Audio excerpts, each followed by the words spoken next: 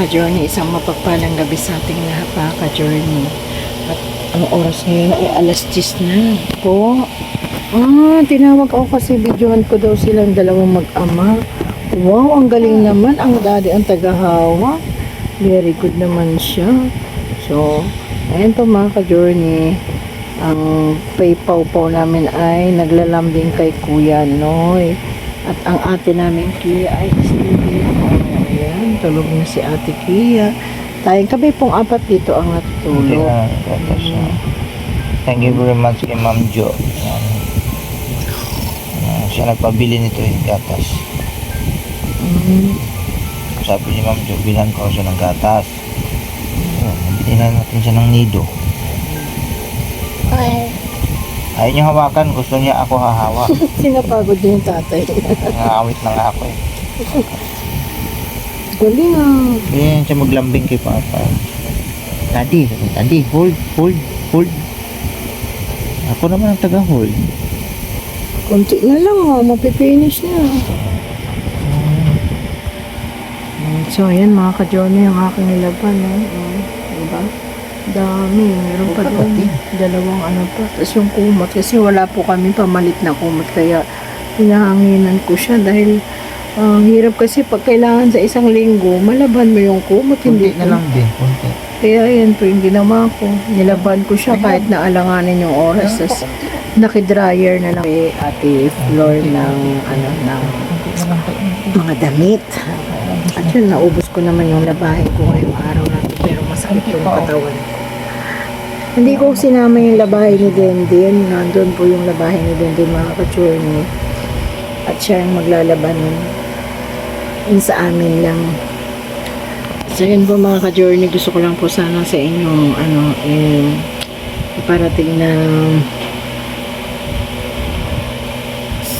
siguro hindi ko na maantay na si Kuya Noy ay sumama sa Manila. Ako na lang po at saka si Pau Pau ang uwi sa Manila.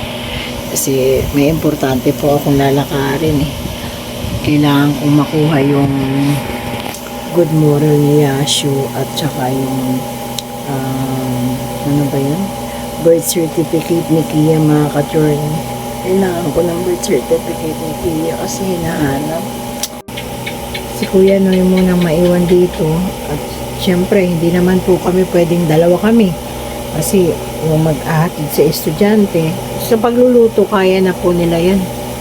Tapos yan, nakapaglaban na nga ako. Sabi ko nga po sa inyo, laban na ako para wala na akong labahin. So anong araw ngayon? Biyernes. So siguro mga Lunes ang alis ko. Tapos siguro na siguro kuha ng resulta para siguro babalik din po ako ng Martes kasi Merkules kung mga 1 day lang siguro ako dun o 2 days. Tapos samahan ko siya sa Wednesday. Tapos iwan namin si Pau Pau. Kailangan kong kumuha ng mga kailangan nila sa eskwelahan. At bukod doon, meron din po akong sadya kasi sa Manila. Ayan. Yung nga pong mga maniko ay di-deliver ko sa Manila. Inaantay ko lang din po yung in-order ko sa TikTok na lagayan, yung mga pouch po lagayan ng mani. Inaantay ko kasi 7 dapat ang dating niya. Pero hanggang ngayon wala pa siya. Ang iniisip ko kasi nga maulan mga ka-journey, baka mamaya kinansil ng rider. Kasi nga, hindi siya na makapasok dito. Bukod sa maputik, madulas po. Kasi kami nga po kanina, nanggaling kami sa ospital. Nagpatusok kami kay Pau Pau. Nabulahaw po kami talagang as in. Yung sidecar po, hindi po may angat. Kasi may malaking bato sa gitna. Tapos, mababa po kasi yung sidecar. Tapos, umuambon, ulan, ambon pa. Nagsibabaan kami. Tapos ang nagtulak ay si Yashu mga ka-journey. Buti na lang po kasama namin si Yashu. Kasi balak nga po ni Yashu magpabunot ng ngipin dahil hindi nga na po siya makatulog. May sira po kasi siya ng ngipin. So gusto niya magpabunot. Ang problema naman po mga ka-journey, sa ospital na yun wala pong bunutan ng ngipin. Ang sabi, Maganap daw kami ng dental clinic. Sa center sana, hindi pa namin kabisado yung center. Tapos siyempre, hindi po agad-agad 'di ba bubunutan mga ka-journey kapag ay namamaga ang pisngi or sa loob ng ngipin. Kasi totoo lang mga ka-journey, kabado na ako pagdating sa ngipin, 'di ba nga po sabi ko nga sa inyo, namatay yung kuya ko dahil sa pagpabunot ng ngipin, na ubusan siya ng dugo mga ka-journey. So, kaya sabi ko kay Yashu, paglaanan niya ng hindi namamaga ang kanyang pisngi. Tapos saka kami pupunta ng dental clinic kapag sumahod na si papa niya. Kasi dito po kasi medyo mahal po talaga yung bunot. Ang sabi po kasi nung kakilala ko, 800 to 1,000 ang pabunot ng ngipin dito po kasi po private nga po pala siya. Wala pong katulad sa Manila na pwede sa barangay na may bunutan. Wala po talaga akong alam eh. Kasi sila Ate Flor doon din nagpapabunot sa yun nga yung sinasabi ko nga, dati pandemic is 500 pa daw. Ngayon tumaas na syempre. Tapos private kasi talaga nakita ko siya, nadaanan namin ng mga nakaraan po yun. Kaya sabi ko kaya pahupain niya muna, tapos naghanap tayo ng yung medyo mababa yung bunutan. Kahit si Kia po gusto niyang pabunot yung nag-iisa niya ditong maitim kasi meron na po siyang ngipin sa ilalim so hindi natanggal yung isa, yun gusto din niyang pabunot. Kahit ako rin, meron ako isa dito umuuyog na, pero hindi ko pa rin kaya ang gagawin namin, maghanap at mag-aantay kami para po mapabunutan si Yashu, yung medyo kakayanin ng ating bulsa. Kasi nga sabi ko nga sa inyo, at higpit sinturon tayo ngayon mga ka-journey. Higpit sinturon. Tapos mag-exam na rin ng mga bata. So kung sana siyang isama sa Maynila, mag-exam sila malapit na exam nila, siguro po bago magkatapusan po mag-exam na ang mga estudyante. Kasi nagsasummative test na sila. So ang gagawin namin, yun nga, sabi ko kaya kasi nag-search pa siya sa YouTube mga ka-journey. Sabi niya po, sinearch ko nga pwedeng bunutan. Naku, ang alam ko talaga pag namamaga, hindi talaga binubunutan yan. Tapos meron siyang kumbaga, di ba lumulobo po sa loob, tapos may laman yung lobo niya dito sa gilagid natin. Meron, hindi yan bubunutan anak. Sabi ko ganun. Sabi niya, mamamatay na ako kasi hindi talaga ako makatulog. Kagabi lang naman siya hindi makatulog. Siguro sabi ko, dinadala din yan sa pagpupuyat mo kasi yan, may ka magpuyat. Kaya ayan. So yun mga ka-journey, yun nga po, pansamantalang aalis muna ako dito sa Bulacan at yun nga, uuwi muna ako ng Maynila kasi nga, yun, sinabi ko nga, asikasuhin ko muna po yung mga ng mga estudyante. So, hiwalay muna kami ngayon mga ka-journey.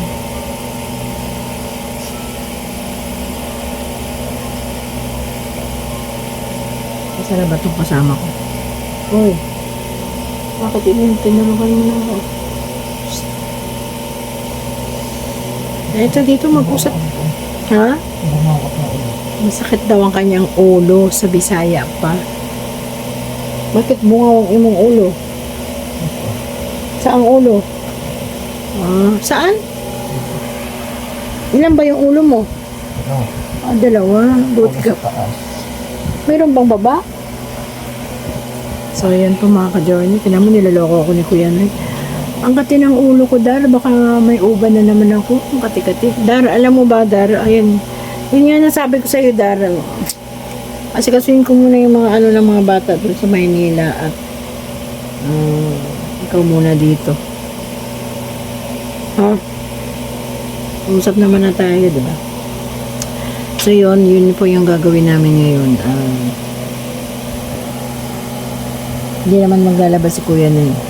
Kasi 2 araw lang naman ako 2 araw yung uniform ni Kia. Pag uwi ko, saka na ako maglaba uli kasi 2 lang naibili kong uniform nitong bata na to, kaya kailangan ilaba Si Asho, malaki na yan.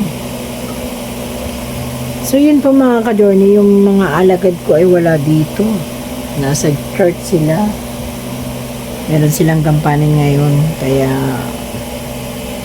may activity sila. Kaya kami munang mag-asawa at ang aking dalawang chikitings, ayan.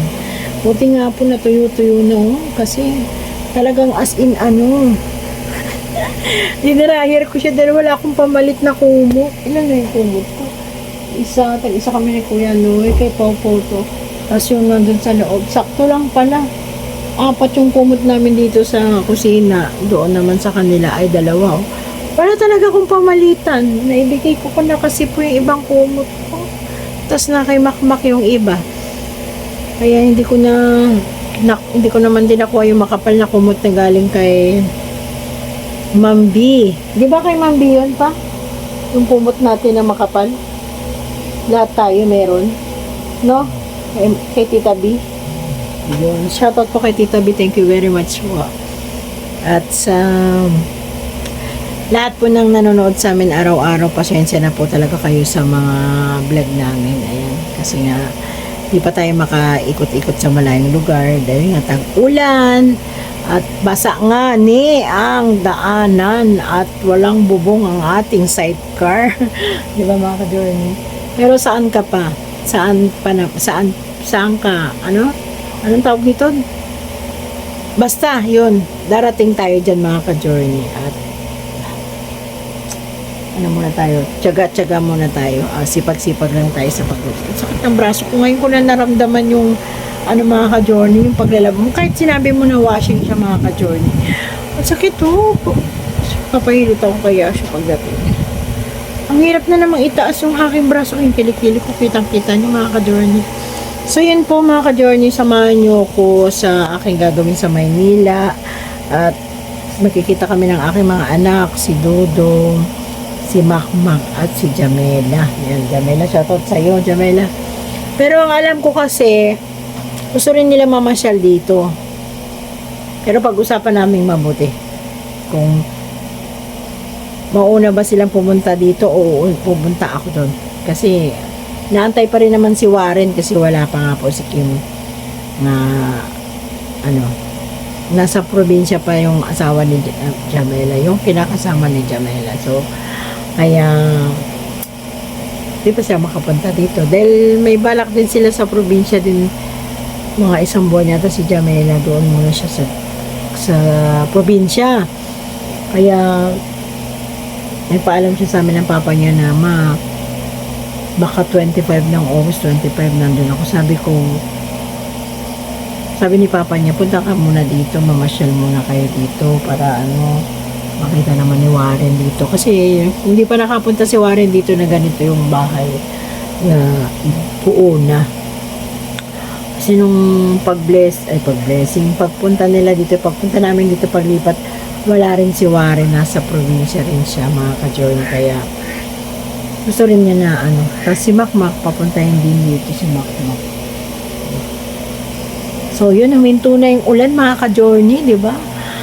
Siyang ulan, pero maya-maya umaambon. So hindi muna ako nag-live mga ka-journey kasi sabi ni Kuya Noy, okay lang daw muna mag-vlog muna kahit kung ano-ano lang, something na i-vlog. Kasi yung sa pagla-live po ay wala talagang revenue. Hindi siya pumapalo mga ka-journey. Kaya bahala na to mga ka-journey. Basta pagtsagaan nyo na lang muna yung vlog namin mga ka-journey ha. Walang sukuan. Kasi syempre umiikot lang po kasi dito sa loob ng bahay namin yung pagbablog namin. Di ba po? Baka po nagsasawa na kayo sa amin. Di ba?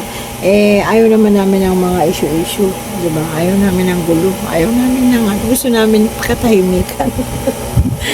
So, shoutout dyan kay Intoy Anika at sa iba pang ating mga kapatid dyan. Shoutout sa atin dyan sa iba-ibang lugar. Yan sa Bicol. Di ba? At yung ating mga bagong pumasok po pala sa live namin kanina. Thank you very much po sa mga bago po. At sa mga bago po pong kakilala na nag-add ng messenger ko. Thank you very much po. At dyan sa mga dati naming sponsor at sa mga butihin naming nagpapaabot ng tulong. Maraming salamat sa inyo. At sana po gabayan pa po kayo ng ating Panginoong Diyos na maging malusog ang inyong pangatawan at ang inyong pong kabuhayan. Ayan. Para sa ganun, mas marami pa po kayo matulungang iba, di ba? Na nangangailangan. So, yan, basta mga ka-journey. Ano lang tayo, maging positive lang kahit na alam natin na mahirap ang buhay, di ba? O tama, nililipad yung aking kasi bagong ligo po ko. Sabi nila, di ba mga ka-journey, kapag ikaw ay naglaba, huwag kang maligo kasi sasakit ang katawan mo.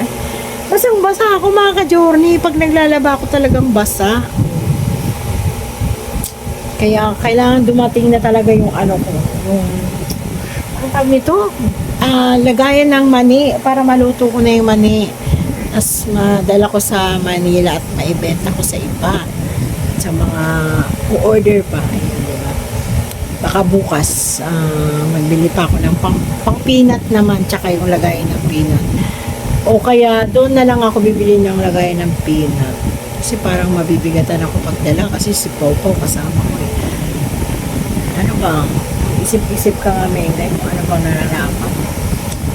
Kasi doon, lulutuin dito, kung pwede rin kilingin dito, pwede ding luto na, tapos gilingin doon. Pero hassle na kung doon ako magpapagiling. Dito na lang siguro.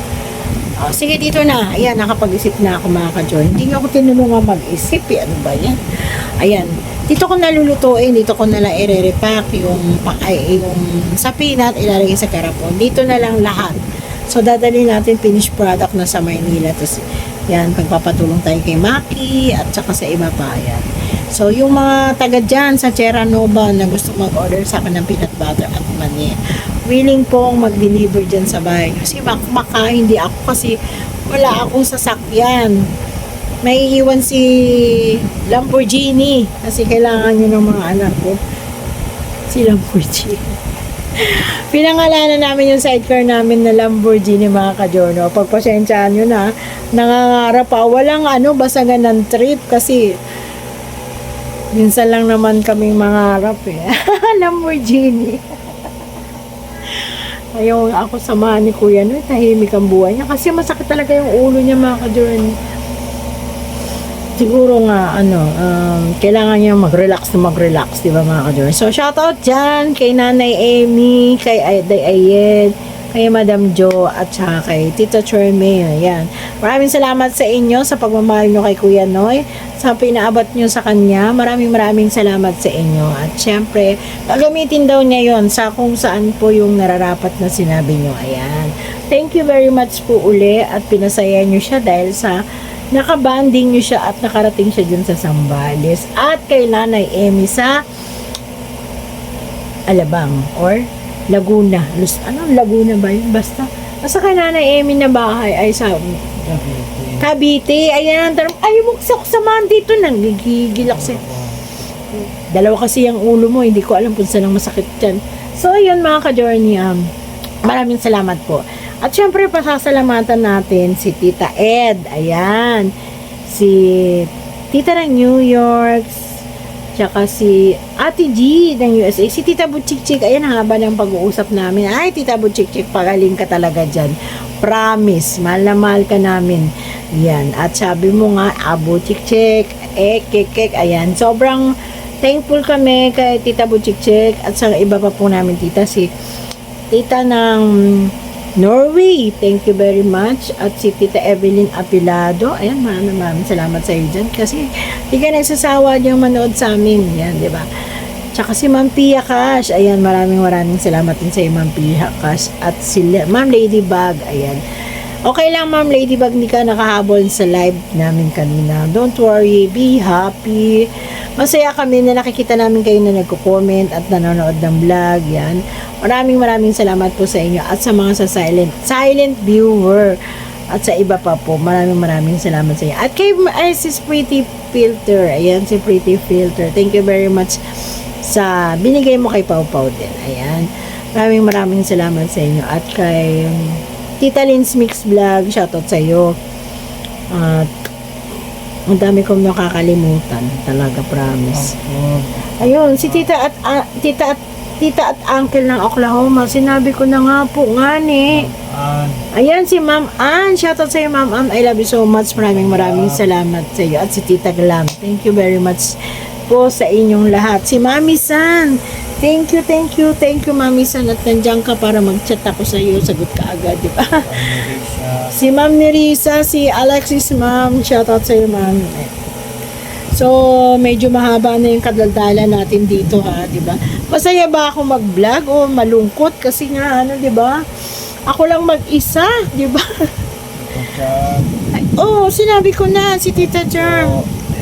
Ay, sinabi ko na, ba't di ka pa umupo dito tapos nagdadaldal ka dyan? Pamaya hilutin ko yan mula ulo hanggang baba. Hilutin natin yan, charot lang. So, ayan, hanggang dito na lang po mga ka-journey. Maraming salamat po sa pagmamahal niyo sa amin. At mag-ingat po kayong palagi dyan mga ka-journey. At God bless you all po.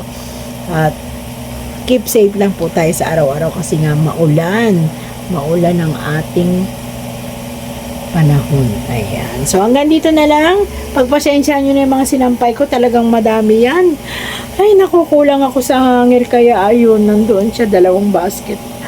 Ano na po ako maglaba ngayon? 1 week na. Friday ngayon. So Friday na naman ang kasunod na paglalaba. Ayan. So yan, hanggang dito na lang. Thank you very much po. At abangan nyo po yung live namin. Yes. Bukas. Bukas kasi umaga to. Tanghali na mga alas 10 magla-live tayo. Yan. So hanggang dito na lang. Bye-bye po mga ka-journey.